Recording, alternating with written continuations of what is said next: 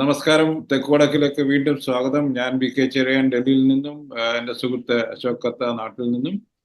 നമ്മൾ ഇന്ന് സംസാരിക്കുന്നത് കേരളത്തില് ഇപ്പോൾ പെട്ടെന്ന് നടന്ന ഒരു എസ്റ്റിമേറ്റിനെ കുറിച്ചുള്ള ഒരു കോലാഹലമാണ്. അതായത് പല രംഗത്തും കണ്ടിട്ടുണ്ട്. കോർപ്പറേറ്റ്, പ്രത്യേകിച്ച് കോർപ്പറേറ്റ് രംഗത്ത് പോലും, പ്രൈവറ്റ് ടാക്സ് കോർപ്പറേറ്റ് രംഗത്ത് പോലും നമ്മളൊരു ബജറ്റ് ഉണ്ടാക്കുമ്പോൾ എല്ലാവരോടും ആദ്യത്തെ ഉപദേശം നൽകുന്നത്, നിങ്ങൾ ബജറ്റ് ഒരിക്കലും കുറച്ച് കാണിക്കരുത്, കൂട്ടി കാണിച്ചു. അതായത് അപ്രൂവ് ചെയ്യുന്നവർ ചിലപ്പം കട്ട് ചെയ്ത് കളഞ്ഞേക്കും. പക്ഷെ കുറച്ച് കാണിച്ചാൽ, അല്ലെങ്കിൽ ഒപ്റ്റിമമായിട്ട്, അല്ലെങ്കിൽ വേണ്ടത് മാത്രം കാണിച്ചു കഴിഞ്ഞാൽ, അതിൽ എന്തെങ്കിലും കുറച്ചു കഴിഞ്ഞാൽ നമ്മളുടെ ബജറ്റ്, നമ്മളുടെ പരിപാടികൾ മൊത്തം തകരാറുണ്ടാവും. അതുകൊണ്ട് പൊതുവെ ചെയ്യുന്നത്, കോർപ്പറേറ്റ് സെക്ടറിൽ പോലും, ഗവൺമെന്റിൽ നടക്കുന്നതെന്ന് എനിക്ക് അറിഞ്ഞുകൂടായിരുന്നു, ഇപ്പോഴാണ് മനസ്സിലായത്. ഗവൺമെന്റിലും അത് തന്നെയാണ്. നമ്മൾ 100 രൂപ ചിലവാക്കാൻ ഉണ്ടെങ്കിൽ നമ്മൾ 125 രൂപ കാണിക്കും. അതിന് ഒരു റീസൺ ഇതാണ്. എല്ലാവരും പറയാം, ഓക്കെ 125 കുഴപ്പമില്ല, നമ്മൾ ചെയ്യേണ്ടതല്ലേ, 100 രൂപയ്ക്ക് ചെയ്ത് കൂടെ നോക്കും. അപ്പൊ നമ്മൾ ശരി, നമ്മൾ ചെയ്തോളാന്ന് പറയും. അപ്പൊ ആ ഒരു പ്രോസസ് എന്ന് പറയുന്നത് ബജറ്റ് മേക്കിങ്ങിന്റെ പാർട്ടാണ്. അപ്പൊ അത് ദുരന്തം വരുമ്പോൾ അതില് എത്രയും കൂടുതൽ പൈസ, കേരളത്തെ പോലെ സാമ്പത്തിക ഞെരുക്കമുള്ള ഒരു സംസ്ഥാനത്ത് എത്രയും കൂടുതൽ പൈസ സെൻട്രലിൽ നിന്ന് കിട്ടാനുള്ള മാർഗങ്ങളൊക്കെ നോക്കാവുന്നതാണ്. അതിന്റെ ഒരു ഇനിഷ്യൽ ഡ്രാഫ്റ്റ് ആയിരിക്കും, അത് റിവൈസ് ചെയ്ത് പിന്നെ കൊടുത്തുന്നിരിക്കും. അതിനെ ഇത്രയും വലിയ ഇഷ്യൂ ആക്കേണ്ട കാര്യമുണ്ടോ അശോക്? അത് കാര്യമില്ല. കാരണം അതൊരു മാധ്യമം, ഒരു പ്രത്യേക മാധ്യമം, അത് കേരളത്തിന്റെ മുഖ്യമന്ത്രി അല്ലെ കേരളത്തിന്റെ ഭരണകൂടത്തിന്റെ കൈപിടിച്ച് തിരിക്കാമെന്നുള്ള വ്യാമോഹത്തിന്റെ പുറത്ത് ആണെന്ന് തോന്നുന്നു ഇത് അഴിച്ചുവിട്ടത്. അപ്പൊ 2 ദിവസം കഴിഞ്ഞപ്പോൾ 24-ലെ ശ്രീകണ്ഠൻ നായർ ഫ്രഷ് മാപ്പേ എന്ന് പറഞ്ഞിട്ട് ഒരു വീഡിയോ ഒക്കെ ഇട്ടത് ഞാൻ കണ്ടു. അപ്പം അദ്ദേഹം സർക്കാർ സർവീസ് ജോലി ചെയ്തിട്ടുള്ള ഒരാളാണ്. അവര് പ്രോഗ്രാം നടത്തുമ്പോൾ എങ്ങനെയാണ് അതിനുള്ള ഒരു എസ്റ്റിമേറ്റ് കൊടുക്കുന്നതെന്ന് അറിയാൻ വയ്യാത്ത ആളൊന്നും ആയിരിക്കണം എന്നില്ല. അതുപോലെ തന്നെ മറ്റേ മാധ്യമ പ്രവർത്തകനും സർക്കാർ ജോലി ചെയ്തിട്ടുള്ള ആളാണ്. അങ്ങനെ ചിലപ്പോൾ അറിയണം നിർബന്ധമൊന്നുമില്ല. പക്ഷേ ഇപ്പം നമ്മൾ കണ്ടുവരുന്ന ഒരു രസകരമായ സംഭവം എന്താണെന്ന് പറഞ്ഞു കഴിഞ്ഞാൽ, എന്താണ് എസ്റ്റിമേറ്റ്, എന്താണ് റിയൽ ആയിട്ടുള്ള ചെലവ് എന്നുള്ളതിനെ പറ്റി. അത് ഇവർക്കെല്ലാവർക്കും നോക്കാവുന്ന ഒരു രസകരമായ സംഗതി എന്ന് പറയുന്നത് ഇവരുടെ മെഡിക്കൽ ബില്ലുകൾ മതി. അതും ഇപ്പൊ ഇൻഷുറൻസ് കമ്പനികൾ കൊടുക്കുമ്പോൾ എല്ലാവര് കൺസ്യൂം ചെയ്യുന്ന എല്ലാ മെഡിസിൻസും ഫുഡ് മെറ്റീരിയൽസും ഒന്നും കൊടുക്കുകയില്ല. പക്ഷേ നമ്മൾ സബ്മിറ്റ് ചെയ്യുന്ന ബില്ലെന്ന് പറയുന്ന സാധനം, അതെന്ന് പറയുന്ന ആഫ്റ്റർ ദ ട്രീറ്റ്മെന്റ് ആണ്. ഇത് ഗവൺമെന്റ് സബ്മിറ്റ് ചെയ്ത ബില്ലെന്ന് പറയുന്ന, സബ്മിറ്റ് ചെയ്ത ഇൻവോയ്സ് എന്ന് പറയുന്ന സംഗതി, അതൊരു എസ്റ്റിമേറ്റ് ആണ്, അല്ലെങ്കിൽ ഒരു പ്രൊജക്റ്റഡ് കാര്യമാണ്. അതിൻ്റെ അകത്ത് അവരുടെ റീഹാബിലിറ്റേഷന്, പിന്നീട് അവർക്കുണ്ടാകുന്ന ദുരന്തങ്ങളുടെ മറ്റ് സഹായങ്ങൾ, ഇപ്പൊ അവര് കാണിക്കുന്നതെന്ന് പറഞ്ഞാൽ ഒരു ശവമടക്കാൻ 75,000 രൂപ വേണോ എന്നൊക്കെയാണ് ചോദിക്കുന്നത്. ചില സന്ദർഭങ്ങളിൽ അത് ചിലപ്പോൾ വേണ്ടി വന്നെന്ന് വരെ ഇരിക്കാം. കാരണം PWD എസ്റ്റിമേറ്റ് അനുസരിച്ചിട്ട് റോഡ് സൈഡിൽ നിൽക്കുന്ന ഒരു മരം വെട്ടി മാറ്റണം എന്നുണ്ടെങ്കിൽ 7,000 രൂപ എന്നാണ് അവരുടെ മിനിമം എസ്റ്റിമേറ്റ് ഇടുന്നത്. പക്ഷെ 1,500 രൂപയ്ക്ക് അല്ലെ 2,500 രൂപയ്ക്ക് മരം വെട്ടി മാറ്റും എന്ന് പറഞ്ഞ് അവരുടെ എസ്റ്റിമേറ്റിൻ്റെ അകത്ത് നമ്മൾ കാണുന്നത് 7,500 രൂപയാണ്.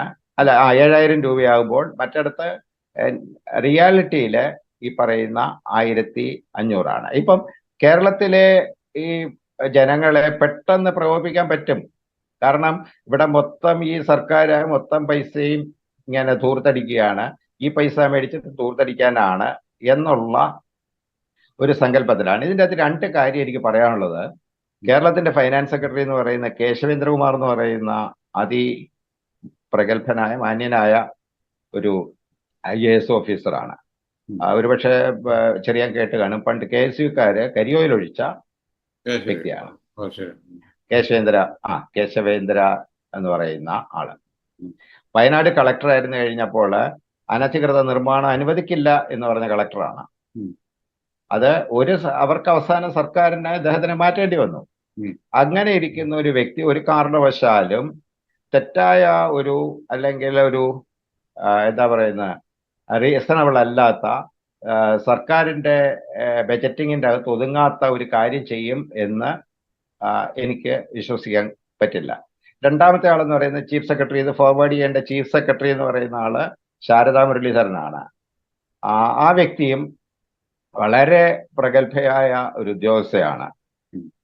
അവരെ സംബന്ധിച്ചിടത്തോളം ഇതുവരെ എന്തെങ്കിലും കേസ് ഇതുപോലെയുള്ള ആർക്കെങ്കിലും ആനുകൂല്യം ചെയ്തു കൊടുത്തതോ, ആവശ്യമുള്ള ആളുകൾക്ക് സഹായം ചെയ്തു കൊടുക്കുന്നുള്ളതല്ലാതെ ആനുകൂല്യം ചെയ്തു കൊടുത്തതായിട്ട് ചരിത്രം പറയുന്ന ഒരു വ്യക്തിയും അല്ല. അപ്പൊ ഈ രണ്ട് കാര്യങ്ങൾ കൊണ്ട് ഇതൊന്നും നോക്കാതെയാണ് ഈ ഉണ്ണാക്കന്മാരായ മാധ്യമപ്രവർത്തകര് ഇതിന്റെ പുറത്ത് കയറി അടയിരുന്ന ഈ പറയുന്ന ചീമൊട്ട വിരിയിക്കാമോ എന്ന് നോക്കുക.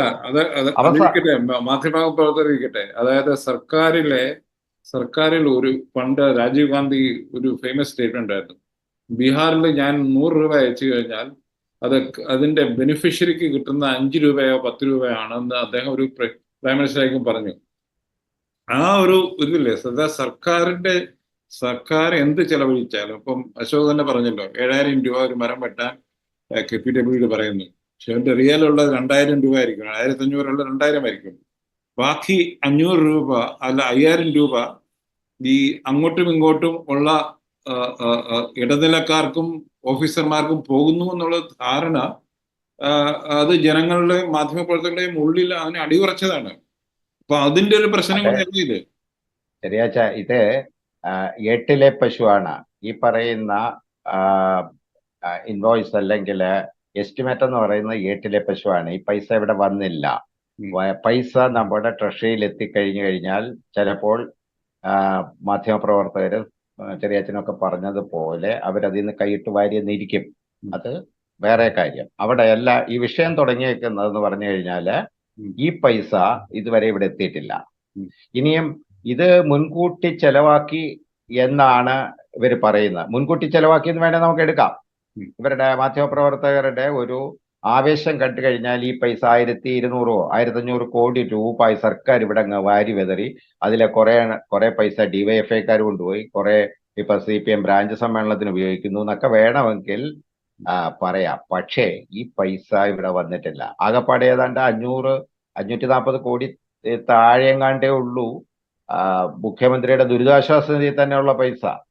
പിന്നെ ഈ 1500 കോടി രൂപ അല്ലെങ്കിൽ 1250 കോടി രൂപ കേരളത്തിൽ വന്നിരുന്നെങ്കിൽ ഗവൺമെന്റ് അപ്പൊ തന്നെ KSRTCക്കും പെൻഷൻ കൊടുത്തേനെ, ആർക്കൊക്കെ അല്ലെങ്കിൽ മറ്റേ ക്ഷേമ പെൻഷനുകളൊക്കെ കൊടുക്കുകയൊക്കെ ചെയ്തേനെ. പക്ഷെ ഇതല്ല.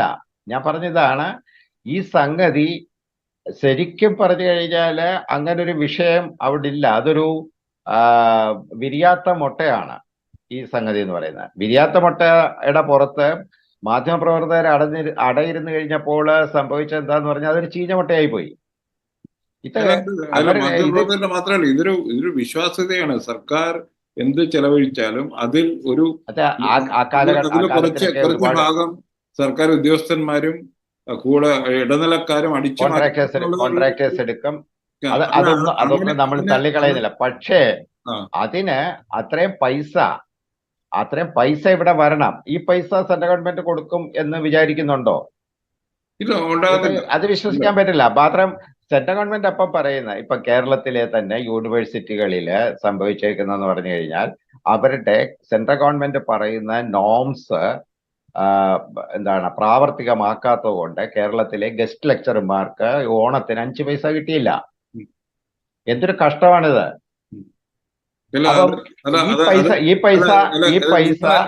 നിങ്ങൾ ആരുടെയെങ്കിലും പൈസ മേടിക്കുവാണെങ്കിൽ, സെൻട്രൽ ഗവൺമെന്റ് ആണെങ്കിലും ആരുടെ ആണെങ്കിലും, അവര് പറയുന്ന നോംസ് അനുസരിച്ച് പ്രവർത്തിക്കേണ്ടത് നിങ്ങളുടെ കടമയാണ്. ഇല്ലെങ്കിൽ നിങ്ങൾ കരഞ്ഞിട്ട് കാര്യമില്ല.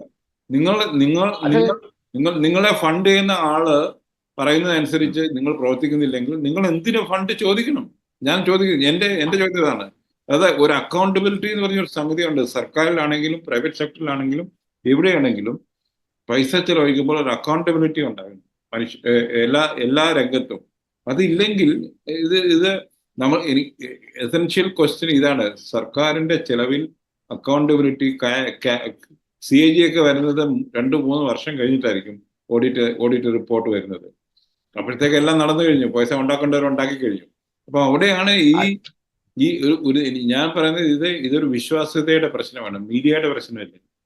സർക്കാർ ചെയ്യുന്ന ചിലവഴിക്കുന്ന പണങ്ങളുടെ എവിടെ പോകുന്നു എന്നുള്ള ആർക്കും ഒരു ധാരണയും ആരും വിശ്വസിക്കുന്നില്ല. ഇത്രയും പൈസ കിട്ടേണ്ടവർക്ക് കിട്ടും. അതെന്ന് പറയാ, ഞാൻ ചോദിക്കട്ടെ, ഈ പൈസ ഉണ്ടെങ്കിലല്ലേ ഇവിടെ കേരളത്തിൽ ചെലവാക്കാൻ പറ്റൂ? കേരളത്തിൽ പൈസ ഇല്ല. പിന്നീട് ഈ ഇഷ്യൂസ് റേസ് ചെയ്യുമ്പോൾ അത് റീസണബിൾ ആയിരിക്കണം. ഈ പറയുന്ന ഈ മുട്ടിൽമരം മുറി ചാനല് നടത്തിയ മുന്നേറ്റം എന്ന് പറയുന്നത്, ഈ കേരളത്തിൽ ആയിരക്കണക്കിന് ഗസ്റ്റ് അധ്യാപകരുണ്ട്. അവരുടെ കാര്യത്തിൽ അവര് ഓണക്കാലത്ത് കഷ്ടപ്പെട്ടതിനെ പറ്റി അവരൊരു എക്സ്പോഷർ നടത്തിയിരുന്നെങ്കിൽ ഇതിനെക്കാട്ടും മാന്യമായിട്ടുള്ള ഒരു കാര്യമായിരുന്നു. അതുപോലെ മഹാരാജാസ് കോളേജിനെ പറ്റി കേട്ടില്ലേ? ഇതൊന്നും അല്ലാതെ ആ പറഞ്ഞത്, ഈ പറഞ്ഞു കഴിഞ്ഞാൽ ഇത് ഉന്നം വെക്കുന്നത് മുഖ്യമന്ത്രിയെ ഉന്നം വെക്കാം എന്ന് വിചാരിച്ചിട്ട് ചെയ്തൊരു പണിയാണ്. അൻവറിന് വേണ്ടി ചെയ്തു കൊടുത്തൊരു പണി തന്നെയാണിത്, അതിന് യാതൊരു സംശയമില്ല. പക്ഷേ അതല്ല, ഈ പറയുന്ന വിശ്വാസ്യത ഇല്ലായ്മയും നേരത്തെ സർക്കാർ ഉദ്യോഗസ്ഥന്മാർ കാണിച്ചിരുന്നത്. നേരത്തെ എന്ന് പറയാൻ കാര്യം എന്ന് പറഞ്ഞാൽ, ഇപ്പോൾ ധാരാളം അക്കൗണ്ടബിലിറ്റി ഉണ്ടായിട്ടുണ്ട്. ഈ അക്കൗണ്ടബിലിറ്റി ഉണ്ടായത് കൊണ്ടാണ് സ്കീംസ് അഡോപ്റ്റ് ചെയ്യാതെ പൈസ കൊടുക്കുന്നില്ല എന്നുള്ള അവസ്ഥ വന്നതും അതിന്റെ ഭാഗമായിട്ട് ക്ഷേമ പെൻഷൻ ഉൾപ്പെടെ പല പെൻഷനുകളും കിട്ടാതെ പോകുന്നതും. അല്ലാതെ ഈ അക്കൗണ്ടബിലിറ്റി അതിനകത്ത് വേറൊരു ക്വസ്റ്റ്യൻ ഉണ്ട്. ഇത്രയും പെൻഷൻ കൊടുക്കാൻ നിങ്ങളുടെ തറവാട് അത്ര വലിയ തറവാടല്ലോ. അല്ല, അല്ലെങ്കിൽ പക്ഷേ സ്വർണം നിങ്ങളുടെ കലവറയിൽ വന്നില്ലല്ലോ, അത് അവിടെ തന്നെ ഇരിക്കുമല്ലേ. അപ്പൊ അതുകൊണ്ട് വെറുതെ ആൾക്കാരെ റിയലിസ്റ്റിക് ആക്കുന്നതിന് പകരം ഞങ്ങൾ ആൾക്കാരെ റിയലിസ്റ്റിക് ഇപ്പൊ റിയലിസ്റ്റിക് ആയിക്കൊണ്ടിരിക്കുകയാണ്. ആൾക്കാര് റിയലിസ്റ്റിക് ആയി, കാരണം എന്ന് പറഞ്ഞാൽ ആൾക്കാർക്ക് തന്നെ അറിയാം ഈ അക്കൗണ്ടബിൾ അല്ലാതെ ഒരു പൈസ പോലും കിട്ടത്തില്ല. അതേസമയം സെൻട്രൽ ഗവൺമെന്റിന്റെ നോംസ് കംപ്ലൈ ചെയ്യുന്ന ആളുകൾക്ക്, അതായത് കിസാന്റെ ഏതാണ്ട് പരിപാടികളുണ്ട്, പിന്നെ നമ്മളുടെ ചെറുകിട വെൻഡേഴ്സിന് കൊടുക്കുന്ന ലോണുകൾ, അത് കംപ്ലൈ ചെയ്ത് കഴിഞ്ഞാൽ ഇമ്മീഡിയറ്റ് ആയിട്ട് കാശ് വരും. അപ്പം ജനത്തിന് കൃത്യമായിട്ട് അറിയാം ഇത് കംപ്ലൈ ചെയ്യാത്തത് കൊണ്ടാണ്. ഇത് കംപ്ലൈ ചെയ്യാത്ത ഉദ്യോഗസ്ഥന്മാരാണ്. ഉദ്യോഗസ്ഥന്മാർ എന്തുകൊണ്ട് കംപ്ലൈ ചെയ്യുന്നില്ല? ഉദ്യോഗസ്ഥന്മാർ കംപ്ലൈ ചെയ്ത് കഴിഞ്ഞാൽ ഇത്തിരി പണിയെടുക്കേണ്ടി വരും, പലരെ ഒഴിവാക്കേണ്ടി വരും. ഈ പറയുന്ന ട്രേഡ് യൂണിയനിസവും സർവീസ് യൂണിയനിസവും ഒക്കെ മാറ്റി വെച്ചിട്ട് ജനങ്ങളുടെ ക്ഷേമത്തിന് വേണ്ടി വർക്ക് ചെയ്യേണ്ടി വരും. എലിജിബിൾ ആയിട്ടുള്ള കാൻഡിഡേറ്റിന് കാശ് കൊടുക്കേണ്ടി വരും. ഇത്തരം കാര്യങ്ങളിൽ ചെയ്യാൻ ഇവിടുത്തെ സർക്കാർ ഉദ്യോഗസ്ഥന്മാർക്ക് താല്പര്യമില്ല. ഞാൻ ചോദിക്കട്ടെ, 3 വർഷമായിട്ട് മഹാരാജാസ് കോളേജ് സർക്കാർ ഉദ്യോഗസ്ഥന്മാർ താല്പര്യമില്ല. പല സർക്കാർ ഉദ്യോഗസ്ഥന്മാരും ഇന്ത്യയിൽ അങ്ങോട്ടും പക്ഷെ അവരെ കൊണ്ട് പണിയെടുപ്പിക്കാൻ വേണ്ടിയല്ലേ നമ്മൾ ഈ ജനപ്രതിനിധികൾ എന്ന് പറഞ്ഞവരെ ഇലക്ട് ചെയ്ത് മേലോട്ടയക്കുന്നത്. അവരുടെ പണി അതൊക്കെ ശരിയാണ്, അതെല്ലാം ഞാൻ സമ്മതിച്ചു. കഴിഞ്ഞ 3 വർഷമായിട്ട് എറണാകുളം മഹാരാജാസ് കോളേജിന്റെ സ്റ്റാറ്റസ് എന്ന് പറയുന്നത് അതിന് റെക്കഗ്നേഷൻ ഇല്ല. എന്നിട്ട് ആ വാർത്ത വന്നിട്ട് ഇന്നേ തീയതിയായിട്ട് വരെ അവര് എന്തെങ്കിലും റെസ്പോണ്ട് ചെയ്തിട്ടുണ്ടോ? ഇതെന്ന് പറയുന്നത് ബ്യൂറോക്രസിയെ ഇവിടെ ശരിക്കും പറഞ്ഞാൽ തുരുമ്പെടുത്തിരിക്കുകയാണ്. ബ്യൂറോക്രസി ആ തുരുമ്പെടുത്തിരിക്കുന്നതുകൊണ്ട് മാത്രമാണ് ഇങ്ങനെയുള്ള ആരോപണങ്ങൾക്ക് വളരെയധികം ആരോപണം എടുത്തിട്ട് ഫ്ലെയിം ചെയ്യിക്കാൻ പറ്റുന്നത്. ശരിക്കും പറഞ്ഞു കഴിഞ്ഞാല് തുരുമ്പെടുക്കുന്നത് ഇപ്പൊ നമ്മള് അത് പറയേണ്ടി വരും.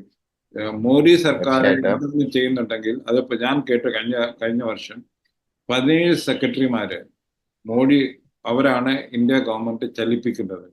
അവർക്ക് നേരിട്ട് അവരെ നേരിട്ട് മോഡിജി ഇടയ്ക്കിടയ്ക്ക് കാണാറുണ്ട്, പ്രൈം മിനിസ്റ്റർ മോഡിജി. എന്നിട്ട് അവരോടൊന്ന് റിപ്പോർട്ട് ചോദിക്കും, അവരോട് പറയേണ്ടത് പറയും, ഒക്കെ ചെയ്യും. അവരുടെ ജോലി അതായത് ബാക്കിയുള്ള ഭരണയന്ത്രത്തെ ചലിപ്പിക്കുക എന്നുള്ളതാണ്. അത് നേരിട്ട് ചെയ്യുന്നത് പ്രധാനമന്ത്രി തന്നെയാണ്, വേറെ മന്ത്രിമാരൊന്നുമല്ല. അപ്പൊ അത് ഒരു തരത്തിൽ പറഞ്ഞാൽ മോദിജിയെ നമുക്ക് വേറെ പല കാര്യങ്ങളും ഇതൊക്കെ, പക്ഷേ ഇങ്ങനത്തെയുള്ള കാര്യങ്ങൾ അദ്ദേഹം ചെയ്യുന്നത് കേരളത്തിൽ വളരെ ശക്തനായ അഭിപ്രായമുള്ള ഒരു മുഖ്യമന്ത്രിയുണ്ട്, അദ്ദേഹത്തെ കൊണ്ട് പറ്റത്തില്ലെന്നാണോ അശോക് പറയുന്നത്? അദ്ദേഹത്തിനെ കൊണ്ട് പറ്റും, പക്ഷേ ഇപ്പോൾ പറ്റിക്കുന്നത് നടക്കുന്നില്ല എന്നുള്ളതേ എനിക്ക് പറയാൻ പറ്റുന്നുള്ളൂ. കാരണം ഇതിൻ്റെ അകത്ത് അദ്ദേഹം വൈദ്യുതി മന്ത്രി ആയിരുന്നു കഴിഞ്ഞപ്പോൾ അദ്ദേഹത്തിനുണ്ടായിരുന്ന ആ സ്പേസ് അതിനെക്കാട്ടും വിപുലമായ സ്പേസ് കിട്ടിയെങ്കിൽ പോലും ഈ പാർട്ടിക്കകത്ത് തന്നെയുള്ള വിവിധ എലമെന്റുകളുണ്ട്, വിവിധ ഗ്രൂപ്പുകളുണ്ട്. ഇവരുടെ എല്ലാവരുടെയും കൂടെ സമ്മർദ്ദത്തിന് വഴങ്ങി വേണം ഇദ്ദേഹത്തിന് ഇപ്പൊ മുന്നോട്ട് പോകാനുള്ളതാണ് എനിക്ക് തോന്നിയിട്ടുള്ള കാര്യം. പിന്നീട് ഇനി ഇൻ കേസ് അദ്ദേഹം ഒരു വളരെ സ്ട്രിക്റ്റ് ആയിട്ട് ഒരു നടപടിയെടുത്ത് നാളെ തുടങ്ങുകയാണെന്ന് വിചാരിക്കുക, അദ്ദേഹത്തിന് മിക്കവാറും സംഭവിക്കാൻ പോകുന്നതെന്ന് പറഞ്ഞു കഴിഞ്ഞാൽ ബാക്കിയുള്ള കക്ഷികളെല്ലാം കൂടെ ചേർന്ന് ഈ അൻവർ ഉൾപ്പെടെ, ഇപ്പൊ അൻവറിനെ തന്നെ എങ്ങനെയാണ് ഇത്രയും ധൈര്യം വന്നത്? നമ്മളുടെ സമയം കുറയുന്നതുകൊണ്ട്, അതായത് ഇത് ശരിക്കും ഒരു പൊളിറ്റിക്കൽ പ്രശ്നമാണ്, പൊളിറ്റിക്കൽ സൊല്യൂഷൻ ആണെന്ന് ചെയ്യേണ്ടത്. അതായത് മുഖ്യമന്ത്രി ശക്തനാണെങ്കിൽ അദ്ദേഹം ശക്തി കാണിക്കേണ്ടിയിരിക്കുന്നു. അങ്ങനെയാണെങ്കിൽ ഇങ്ങനെയുള്ള റിപ്പോർട്ടുകളും ഇങ്ങനെയുള്ള ഇഷ്യൂകളും മുമ്പോട്ട് വരുത്തില്ല എന്ന് തന്നെ നമുക്ക് പറയേണ്ടി വരും എന്ന് പറഞ്ഞുകൊണ്ട് ഞങ്ങൾ ഈ ചർച്ച അവസാനിപ്പിക്കുന്നു. നന്ദി, നമസ്കാരം.